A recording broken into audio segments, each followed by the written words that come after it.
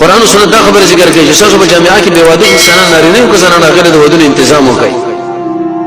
ان يكونوا فقراء كذا شر غریبانه نشمن الله به مالدار کې من فضل بخل فضل دینه مو متاثر کیږي چې لکه دې شله د لور خور ورکوي دا خو ډیر غریبي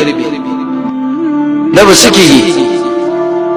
روایت کې دا راځي چې انسان بدل باندې وادو کې څنګه لیسه به مالدار هم کیده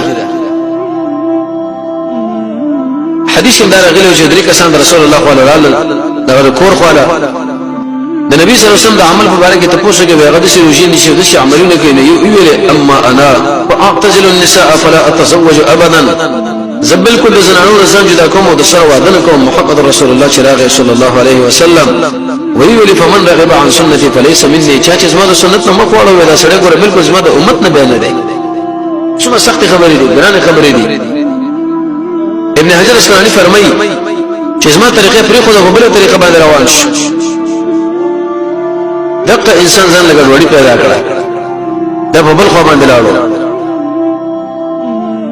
د دې وجه امام غزالی رحمه الله په یولون کې دا خبره ذکر کړې ده وکړه چې انسان د فرش حفاظت کوي معنا وادو کې ځان صحیح استعمال کوي د شي انسان له بدانه سره مزید شي او د دې انسان هغه کوئی شهواني دا به کنټرول شي د دې وجه نه واده کول کې چې بری باندې حفاظت لري فرض راځي علماء شبيري په دې ذکر کړی دی یو فائدہ به دا چې د انسان له الله بچي ورکی د څومره وجدار نعمت کستا عمر بن خطاب فرمایي وجزمات الشانه یو بچي پیدا شو بری ټول عمر کې بسم الله وایي سبحان الله وایي وکدا مسله چې د دنیا کې نه وینم نه دا ژوند ځان له انتخاب او به شکل په بچي باندې شریعت قرآن تعلیم وکي دیندار بچي دا کمال بچی راوړل دا په واده کې کیږي حفاظت د فرج مرمنه وشو دا مسله مراله د نکاح مقصود دا خبره ده یو په دې کې رب العالمین محبت صلی الله علیه وسلم محمد رسول الله محبت راځي نبی صلی الله علیه وسلم فرمایي انسان چې کله مړ شي نیک بچی دنه پاتې شي دا بدله دعاګانې غواړي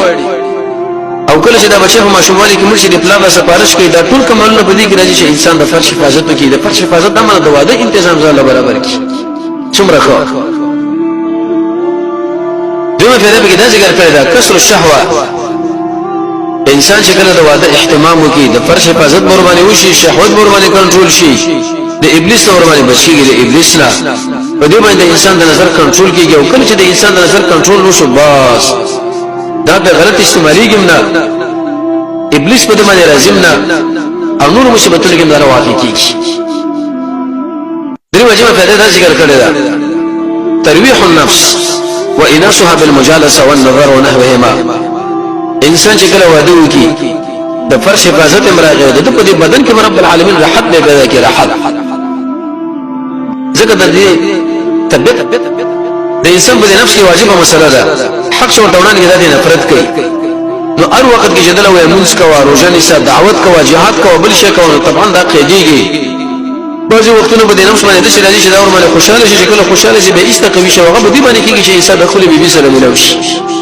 درې شي کې سکون د قطاده رضی الله عنه فرمایي یو د شپې په خوب کې بل انسان چې خپل کور داخل شي بل خپل زنانه سره ملوي شي ليسكن اليها زمن الله قران کې فرمایي ما دې انسان له نارینه له زنانه پیدا کړی چې دا ورته آرام حاصل کی آرام نبی صلی الله علیه وسلم باندې شکل ابتدا وحی راتله سخت پریشانی کې واقع شو او چې کله خدیجه کبرا لراغه وې زملونی پټ مې کوي دثرو امام باندې شړې او غره راواچوي او به دې سنانو د څومره د کمال خولي ترغیب او شرف زیو وکړه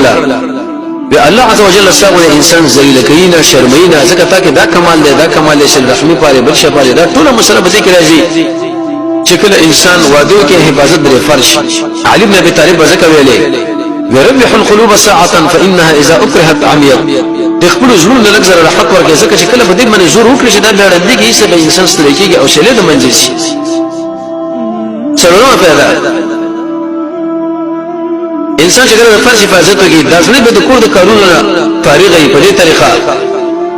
اکثر اوقات بچ کېږي علم لپاره کېږي نه عمل لپاره کېږي نه سره د سره په دې شی کې څه کومک کوي هغه د کور کارو کې دا ور بار کارو کې رئیس به ډیر کارونه دا وزګار شي